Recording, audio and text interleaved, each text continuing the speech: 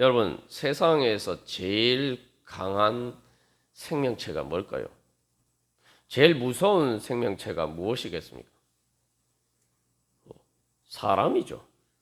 사람들이 이 동물의 왕국에 나오는 짐승들을 보고 무섭다 이렇게 생각하지만 사람이 제일 무섭습니다. 사람이 제일 강합니다.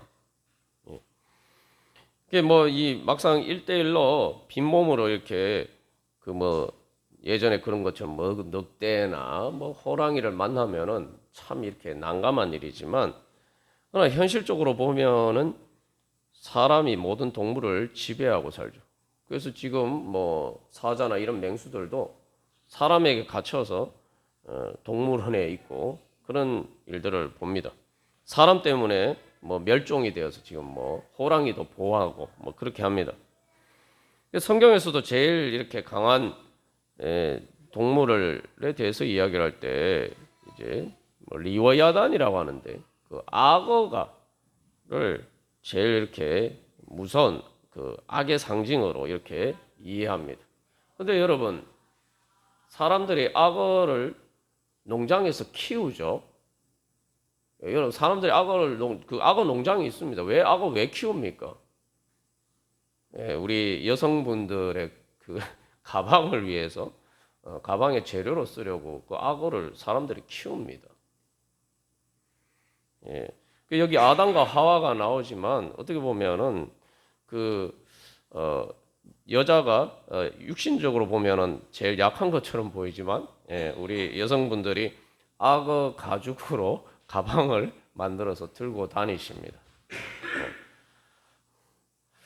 우리가 이게 너무 이렇게 잘 아는 사실인데, 우리가 이 사실을 통해서 도대체 무엇이 강한지 하나님께서 이 보여주신 그 자연의 섭리를 통해서 우리가 깨달아 알아야 됩니다. 그리고 악어는 또 이 악의 상징이에요. 사탄의 상징입니다. 리워야단. 그래서 하나님께서 우리를 사탄보다 더 강한 존재로 만들어 주셨습니다. 여러분 믿으십니까? 네. 사람들이 실제로 이 악어보다 강하고 또 모든 다른 사자나 어떤 그 맹수보다 더 강한 이유가 뭡니까? 사람에게는 하나님의 형상이 있기 때문에. 그래서 창세기 1장에서 사람을 하나님의 형상으로 창조하셨다. 그래서 보통 이 하나님의 형상을 인간의 이성이라고 이해를 합니다. 인간의 이성. 사람이 인간의 이성, 동물과 다른 이성이 있기 때문에 그것을 통해서 문명을 발달시키고, 그래서 육신적으로 보면은 동물보다 약해요.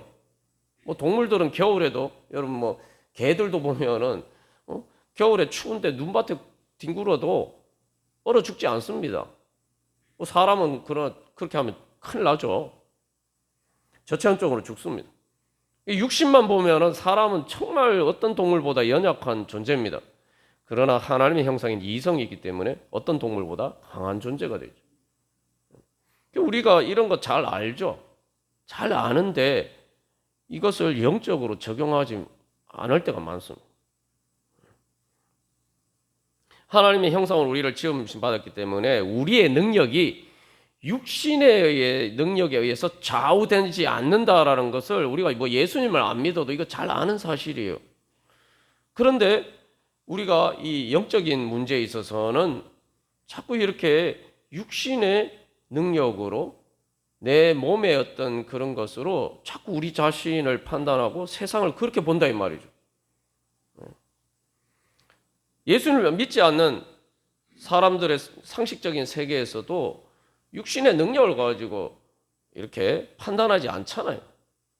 여러분, 사람들이 볼 때 단순히 힘이 세고 근육이 좋고 얼마나 무거운 걸 들고, 오늘날 그런 능력으로 사람들을 판단하지 않지 않습니까? 사람들 능력하면은 주로 지적인 능력이나 어떤 그런 이 육신과 직접적으로 관련되지 않은 그런 능력으로 사람들을 판단합니다. 학생들이 공부 잘하는 것도 다 그게 육신의 능력은 아니잖아요. 그 세상에서는 다 그렇게 생각하고 살아요. 그렇게 판단하고 삽니다. 근데 우리가 정작 이 신앙적인 문제에 있어서는 자꾸 육신의 기준에 따라서 판단하고 그렇게 우리가 살아갈 때가 많단 말이죠.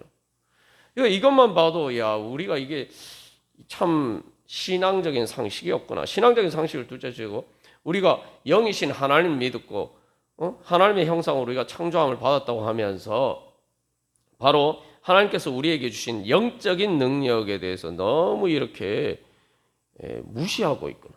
제대로 알지 못하고 있다. 우리가 하나님은 말 그대로 이 인간 모든 물질 세계뿐만 아니라 인간의 정신 세계를 초월하시는 영이신 하나님을 믿으면서도 정작 그 영적인 능력에 대해서는 우리가 별로 이렇게 신뢰하지 않고 그것에 따라서 우리가 판단하지 않고 살아갈 때가 많았다는 거죠. 그래서 우리가 하나님 나라의 능력을 믿지 못하고 그래서 이 땅에서 살면서 그저 이 세상 나라에 속한 것처럼 살아갈 때가 많습니다. 오늘 이 성경에 나오는 두 부류의 인물이 있는데 아담과 하와는 에덴 동산에 살면서도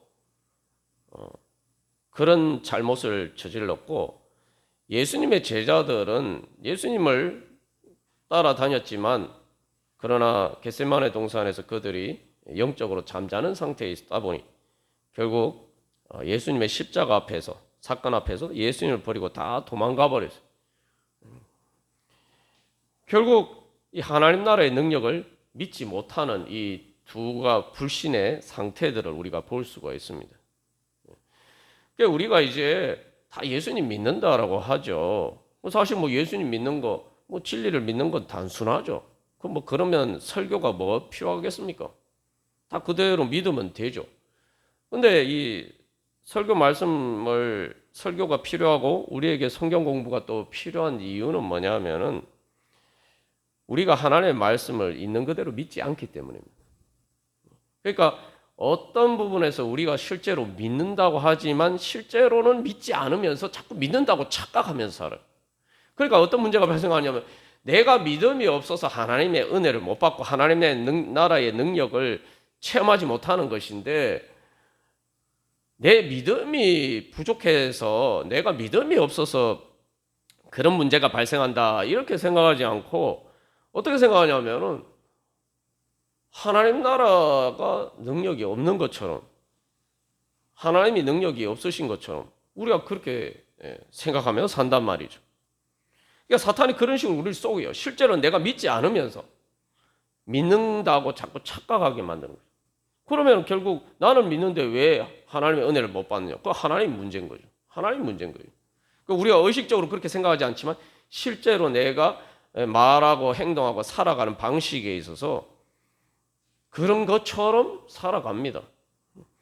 그러니까 우리가 그래서 이제 계속 신앙이 성장하면서 내가 실제로 믿는다고 생각하지만 내가 제대로 믿지 못하는 부분이 무엇인지 계속 이걸 발견해가고 교정해가고 그래서 회개하고 계속 믿음이 성장해 가야 됩니다. 그래서 우리가 뭐라고 얘기합니까? 믿음이 성장해야 된다고 그러죠. 믿음은 계속 성장해야 돼요. 그 믿음이 성장하려면 회개를 해야 됩니다. 성장이라는 것은 옛날에 내가 잘 안다고 생각했는데 보니까 잘 몰랐네? 이 깨달아래. 그게 진정한 회개죠. 그래서 믿음과 회개는 동전의 양면이에요. 회개를 해야 성장하는 겁니다. 회개라는 것은 내 부족한 점을 깨닫고 그 부족한 점을 보충하는 거죠. 신앙에 있어서도 마찬가지. 그래야 성장하는 거죠. 그래야 능력이 생기는 거죠. 그런데 우리는 그런 회개가 우리 가운데 그런 회개가 없다면은 우리는 성장하지 않는 겁니다. 그러니까 우리는 계속 성장해야 돼요. 우리가 하나님에 대해서 아무리 잘한다고 생각하지만 하나님의 그 영광의 아주 극히 작은 부분만 보고 있는 거예요. 자꾸 우리 좁은 소견에 하나님을 자꾸 가두는 문제들이 발생하는데 하나님의 은혜는 바닷가에 해변가의 모래와 같이 있다라고 생각하면은 우리가 정말 깊은 신앙의 체험을 하고 천국의 은혜를 경험하고 바울이 삼층천에 올라갔다 오는 것처럼 그런 은혜의 체험을 해도 그런 것은 하나님의 영광에 모래 한 톨만도 못한 것을 경험한 것뿐입니다. 그러니까 우리가 하나님 무한하고 영원하신 그 하나님 나라의 그런 영광을 우리가 그렇게 인정을 해야 돼요.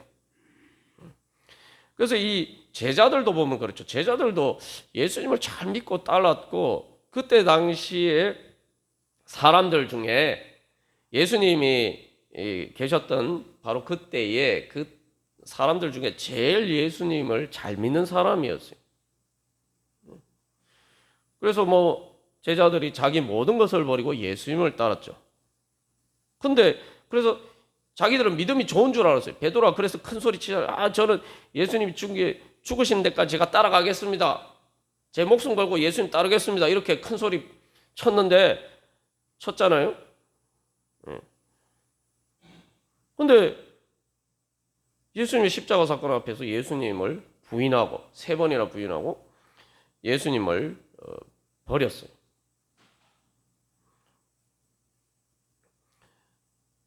그게 바로 이렇게 제자들을 보면은 바로 제자들도 그렇게 믿음이 좋은 것처럼 보였던 제자들도 믿음이 부족한 부분들이 있었다는 거죠. 자기들은 그렇게 믿는다 생각했는데 예수님을 주님으로 따른다고 믿었는데 결국 마지막 순간에 죽음의 권세 앞에서는 예수님을 주님으로 믿지 못하고 따는 거죠. 그 자기들의 불신이 다 드러난 거죠. 이스라엘 백성들도 마찬가지입니다. 광야의 그 이스라엘 백성들, 우리가 여러분은 성경 통독하시면서 어떤 느낌이 드세요? 저는 잘 모를 때는 이게 참내 이스라엘 백성들 참 진짜 답답하다. 나 같으면 안 그랬을 텐데 어떻게 그렇게 하나님이 그런 기적의 역사를 체험하고 그랬는데 어떻게 가데스 바네아서 하나님을 배신하고 자기들을 인도한 모세와 아론을 돌로 쳐 죽이려고 하고 바로한테 돌아가자고 하냐. 그래서 광야에서 40년 동안 뺑뺑 돌잖아요. 가나안 땅에 들어가지도 못하고. 참 한심하다. 이렇게 생각했어요. 나하고 전혀 상관없는 문제인 줄 알았어요. 근데 여러분 보니까 그 광야 이스라엘 백성들이 어떤 사람들이었나? 그들이 자기들의 가장 귀한 것을 바쳐서 성소를 지은 사람들이. 요즘식으로 교회 예배당 건축을 한 사람들이. 그들이 얼마나 하나님을 향한 헌신을 했냐 하면은 이제 우리식으로 하면 이제 교회 건축하는데 헌금을 해야 될 거 아닙니까? 근데 너무 많이 가져와서 모세가 이제 그만 가져와라. 이제 차고 넘치니까 이제 충만하니까 이제 더 이상 가져오지 말라고 막 말립니다. 그러니까 자기들이 가진 것 중에 제일 귀한 것들을 하나님의 성소를 짓기 위해서 바친 사람들이. 여러분 오늘날 교회에서 뭐 교회 건축하고 했는데 뭐 건축 헌금하는데 뭐 성도들이 너무 헌금을 많이 해가지고 예산부 초과해 가서 이제 건축 헌금 그만하셔도 돼요. 뭐 이렇게 하는 교회가 여러분 어디 있습니까? 대한민국에 그런 교회 어디 있습니까? 그 이스라엘 백성들이 그런 사람들이에요. 광야 이스라엘 백성들이 그런 사람들이에요. 그런데 결정적인 순간에 가데스 바네에서 하나님을 배신하고 모세 아론을 죽이고 애굽으로 돌아가려고 했어요.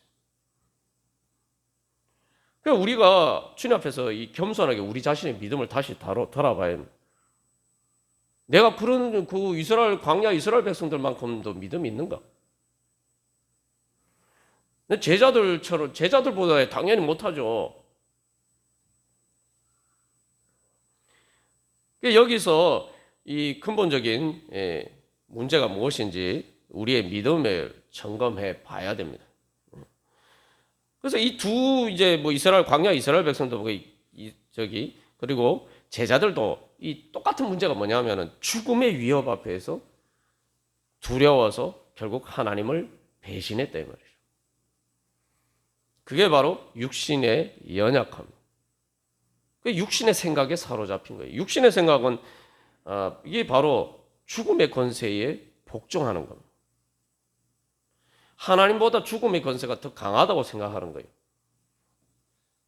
그래서 성경을 여러분 읽으실 때 몸하고 육신하고 다르게 번역된다는 걸 아셔야 돼요. 이 단어가 다릅니다. 몸은 그냥 중립적인 의미인데 그래서 몸의 부활을 우리가 믿기도 하죠. 근데 육신이라고 얘기할 때는 몸의 어떤 부분을 이야기하냐면 몸이 이렇게 죽어서 이 육신이 죽어서 썩어 부패하잖아요. 그걸 바로 육신이라고. 그래서 죽을 육신을 이야기할, 죽을 몸을 이야기할 때 육신이라고 표현합니다. 그러니까 우리가 단순히 몸이 문제가 아니라 우리가 육신이라고 생각하고 살아간단 말이죠. 이걸 가장 잘 표현하는 말이 죽으면 끝이다 이 말이고요. 여러분, 죽으면 끝이다라는 말과 생각이 바로 사망의 권세를 인정하는 겁니다. 그게 바로 육신의 생각입니다. 뭐 제가 여러 번 나누었지만 실제로 전도할 때 제가 그런 소리 들었어요. 에이, 뭐 죽으면 끝이지. 천국하고 지옥이 어딨나? 이게 뭐 예수님, 그래서 이게 복음을 전할 때 항상 이게 큰 장애물이죠. 그래서 이 죽으면 끝이다라는 생각이 바로 육신의 생각입니다. 근데 그게 무슨 의미인지 아세요? 죽으면 끝이다, 이게 죽음의 사망의 권세가 결국 우리의 삶을 지배한다. 그렇게 고백하는 거예요. 사망의 권세를 섬기는 신앙 고백입니다. 하나님을 향한 신앙 고백이 아니고 사망의 권세를 인정하는 신앙 고백이에요. 그게 죽으면 끝이다. 그래서 그런 고백에 따라 살아가는 사람들은 예수님을 믿지 않죠. 그래서 예수님 믿는 거 핵심은 부활을 믿는 거예요. 예수님 앞에서는, 하나님 앞에서는 사망은 권세도 아니에요. 죽음도 사실은 죽음이라는 것 자체가 존재하지 않는 겁니다. 죽음이라는 게 우리 눈에 보면은 죽음은 끝이다라고 생각하는 예수님의 부활과 하나님을 믿지 않는 사람들에게는 죽음이 그렇게 엄청난 권세처럼 보이고, 우리가 실제로 세상 살아갈 때도 히브리서 2장 15절에서 이야기한 것처럼 죽기를 무서워함으로 한평생 매여 죄의 종로로 탄다고 하는데, 그렇게 우리가 살아갈 때는 막 죽음의 권세가 막 엄청나게 무시무시한, 아무도 이기지 못할 그런 가장 큰 마왕처럼 보이지만, 하나님 앞에서는 죽음의 권세라는 건 애시당초 없는 거예요. 없는 겁니다. 존재하지를 않는 겁니다. 아니, 부활이 있는데 부활하면 죽은 게 실제로 죽은 겁니까? 아니죠. 죽은 건 그냥 잠자는 것과 비슷한 것 뿐이에요. 부활을 전제하면. 그러니까 죽음이란 건 원래 없는 거예요. 근데 인간은 죄의 권세에, 그 거짓에 사로잡혀서 죽음의 권세가 우리의 삶을 지배한다라고 생각하고 그렇게 살아갑니다. 이 망상이에요. 망상. 되게 현실적으로 보이지만 하나 영적인 관점에서 보면 망상입니다. 그 죄의 권세의 핵심 뭡니까? 죄의 권세의 핵심은 거짓입니다. 여러분, 자꾸 이게 사탄을 두려워하는 사람들이 두려워하는 경우들이 있는데, 뭐 무서운 거는 사탄이 무서운 게 아니에요. 사탄에게 쏘가서 사탄의 종로로 타는 사람들이 무서운 거지, 사탄은 실질적으로 우리에게 어떤 영향력을 미치지 못한다는 걸 아셔야 돼요. 여러분, 사탄이 바로 사람을 매개체로 하지 않아서 뭔가 영향력을 미칠 수 있다면은, 뭐 이 무당이 그 주술을 하는 사람들이 막 이렇게 하면은 뭐 이 실제로 어떤 영향을 미치고 그렇게 해야 되잖아요. 그런 건 없습니다. 사탄이 무서운 거는 사탄 자체가 힘이 있기 때문에, 사탄이 거짓으로 사람들을 속여서 몸을 가진 사람들을 조정해서 그 사람들로 하여금 영향력을 행사하는 거죠. 그게 사탄의 권세의 핵심은, 그래서 진짜 힘이 있는 게 아니라 거짓입니다. 거짓. 우리가 뭐 여러 번 나눈 것처럼 그 보이스피싱 사기꾼과 같은 거예요. 자꾸 그런데 우리는 사탄의 권세를 강도라고 생각해요.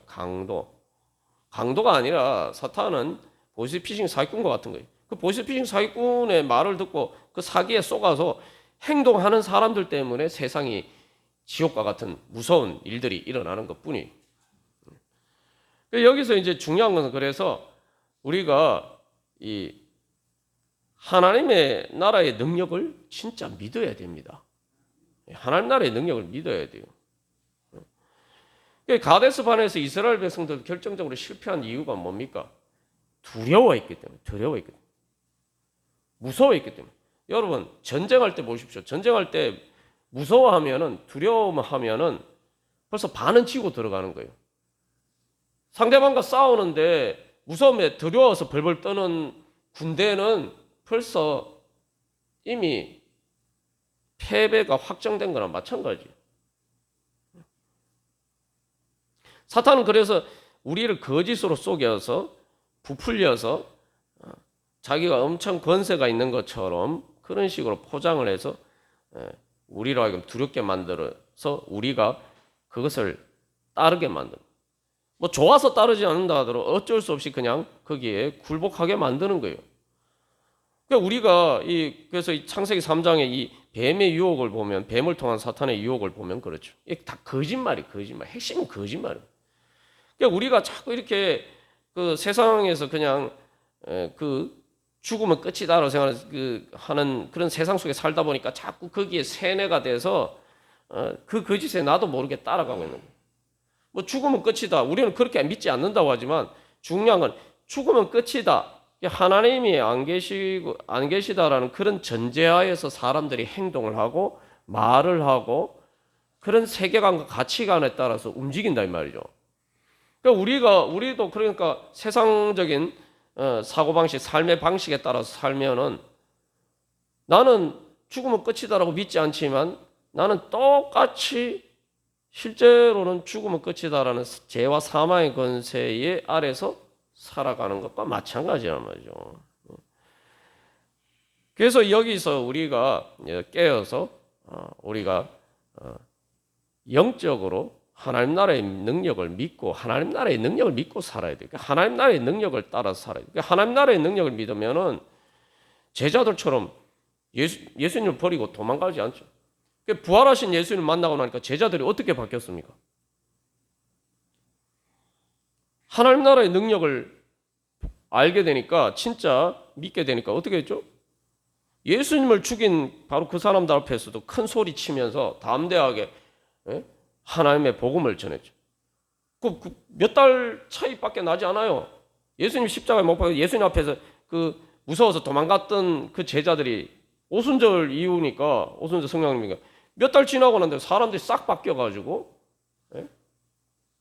그 예수님을 죽인 바로 똑같은 사람들 앞에서 이제는 담대하게 내가 너희들 말을 들을 거냐? 나는 하나님 말을 듣겠다. 이렇게 이야기하죠. 그래서 죽기를 무릅쓰고 그래서 죽음을 두려워하지 않고 죽기까지 예수님을 따르게 됩니다. 그게 바로 하나님 나라의 능력을 믿기 때문에 그리고 하나님 나라의 능력을 따르기 때문에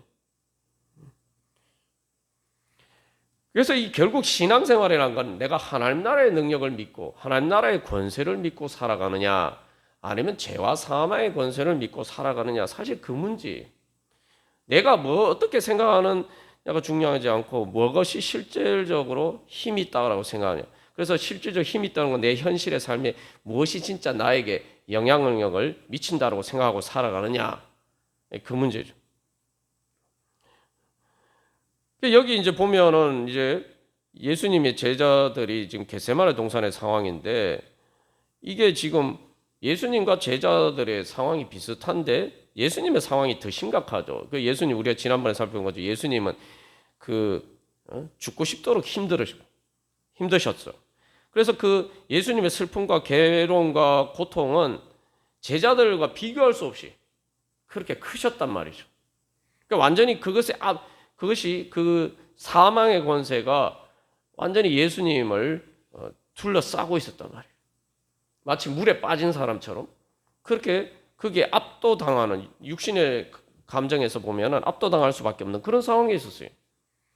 제자들은 근데 오늘 보면 피곤해가지고 눈이 무거웠다, 눈이 심히 무거웠다, 그래서 이게 눈이 아래로 자꾸 이렇게 감기는 거죠.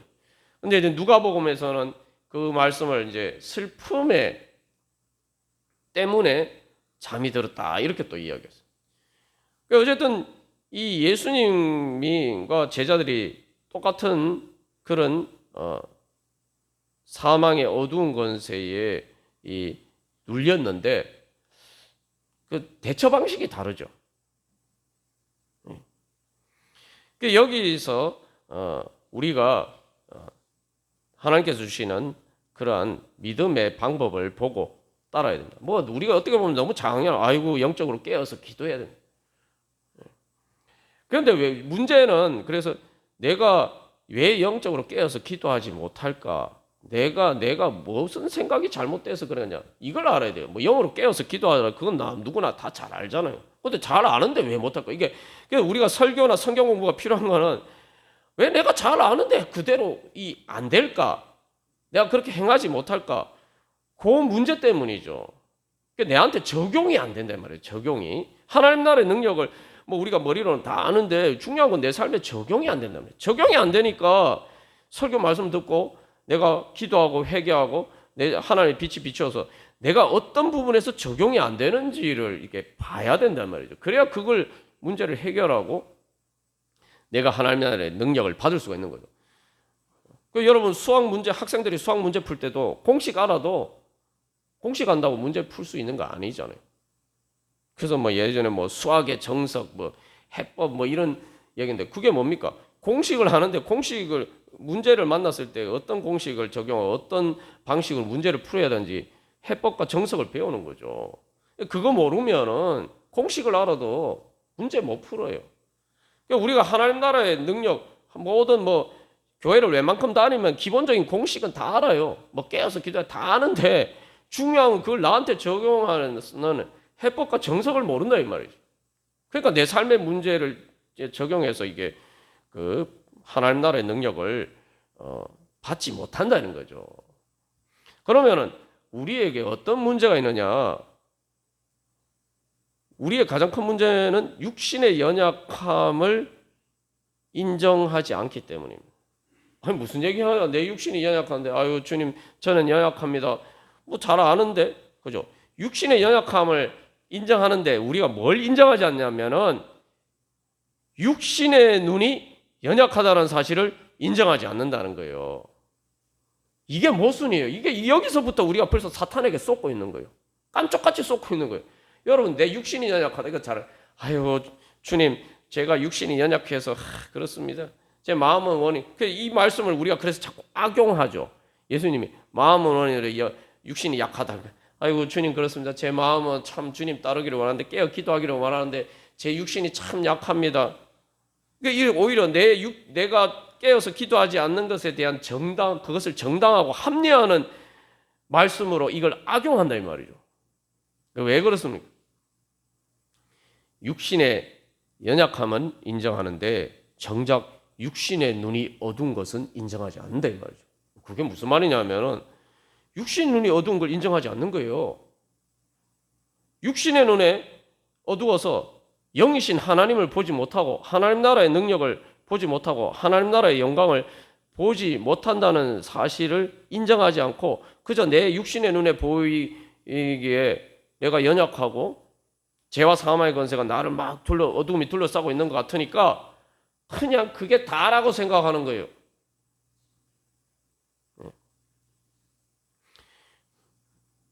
아니 근데 여러분 생각해요. 아니 어두운 눈으로 보는 게 진리입니까?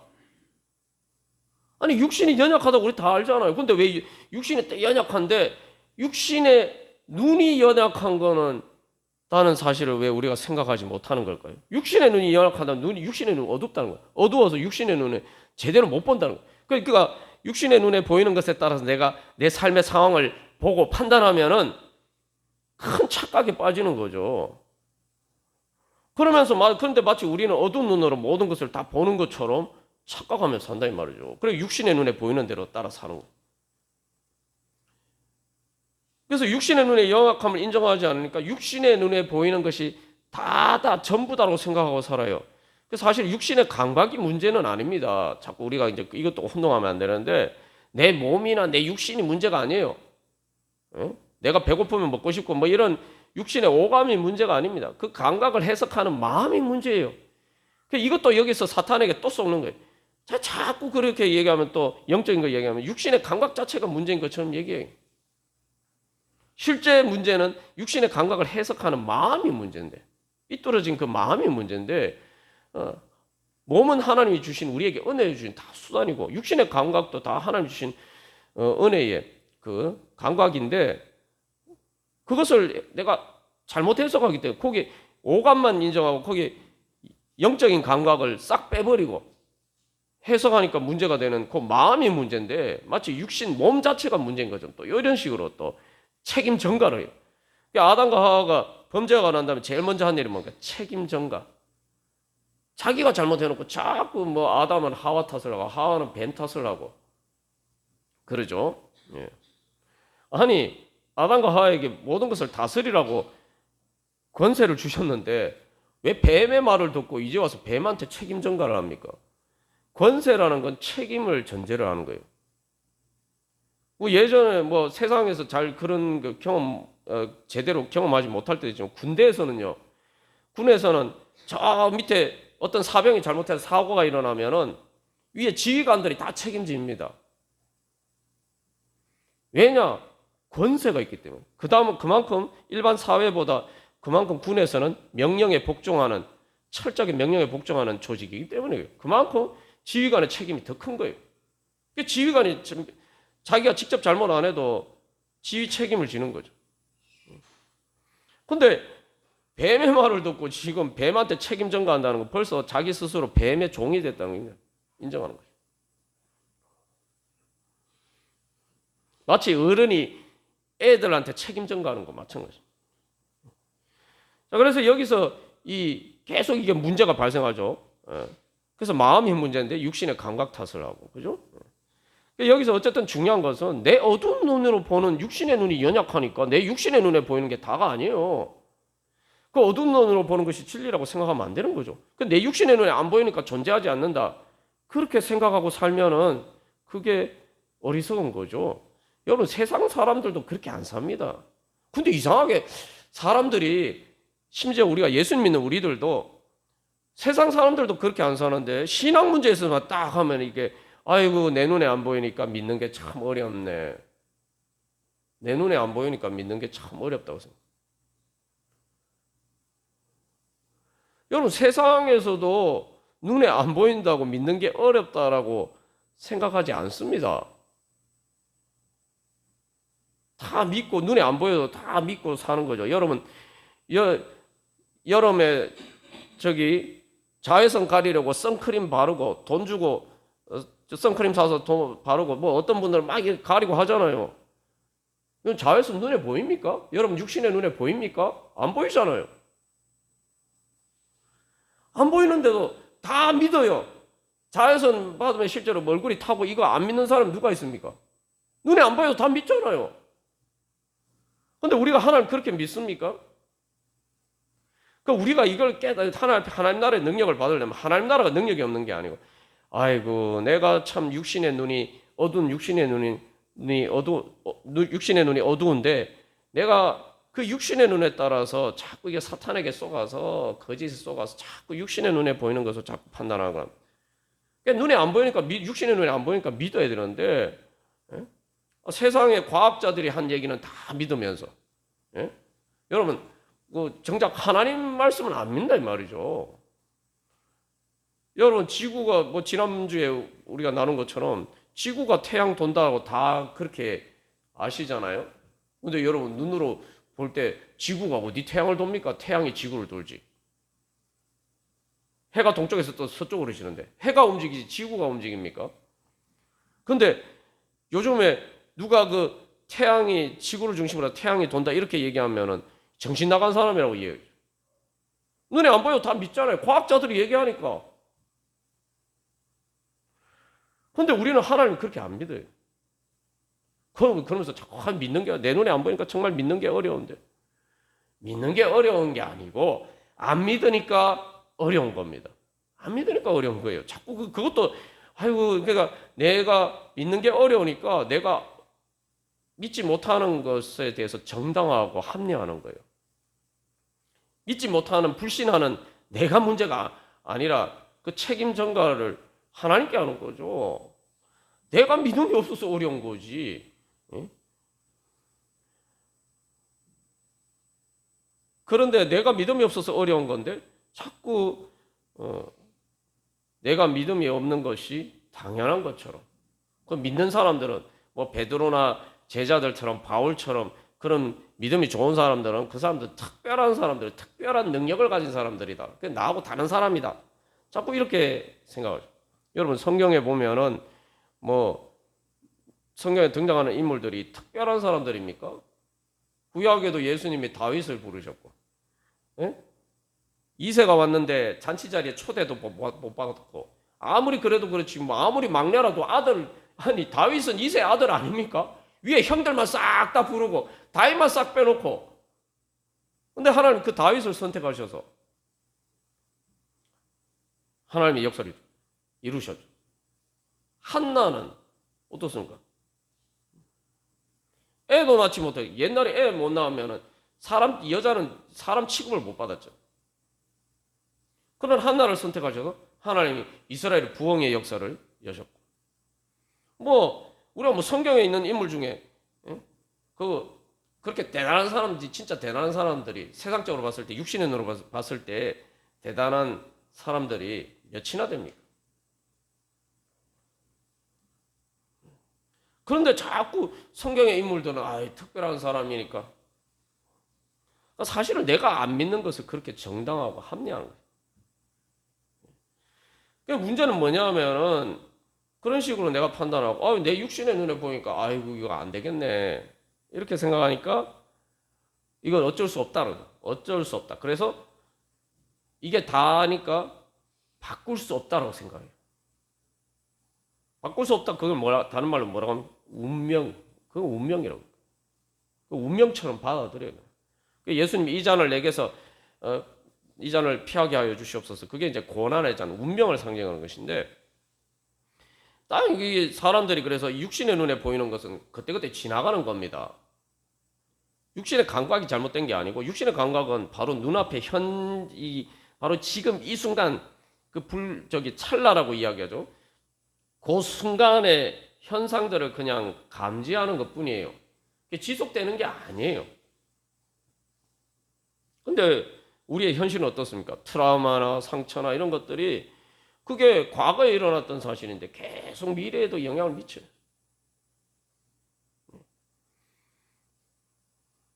육신의 경험은 그때 경험하고 지나가 버렸는데 그 고통의 기억은 계속 우리에게 남아서 우리에게 영향을 미쳐요.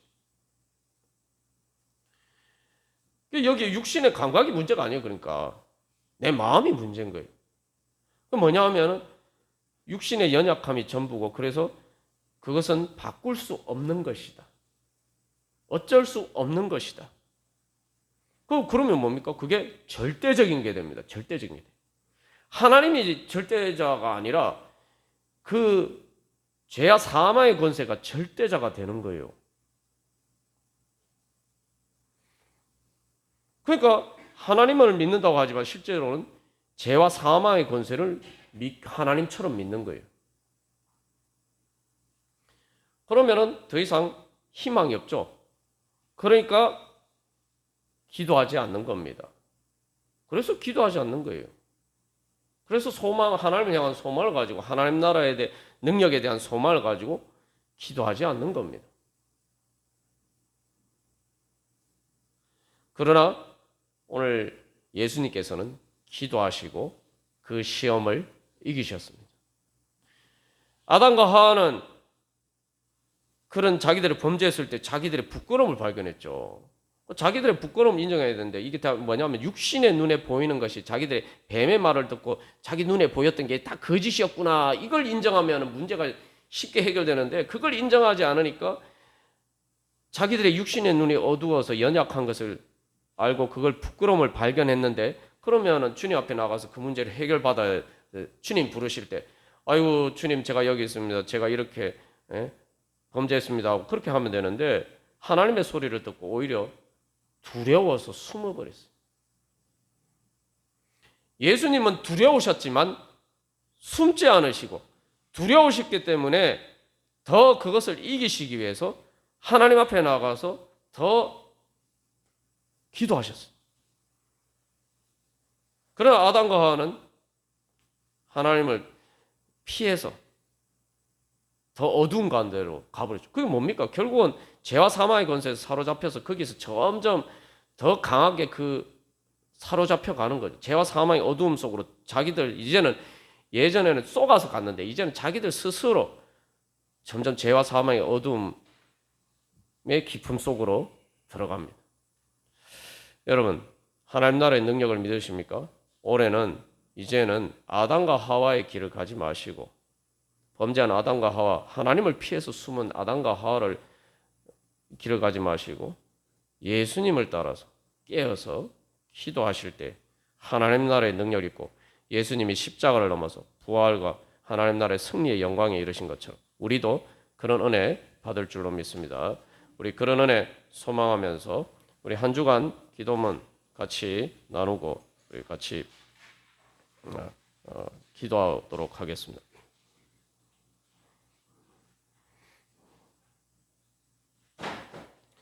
우리 한 주간 기도문 같이 교독하도록 하겠습니다. 제가 1번 먼저 읽도록 하겠습니다. 믿음으로 하나님 나라의 능력을 받게 하소서. 육신의 눈에 연약함을 인정하고 보이지 않는 하나님의 말씀을 믿게 하소서.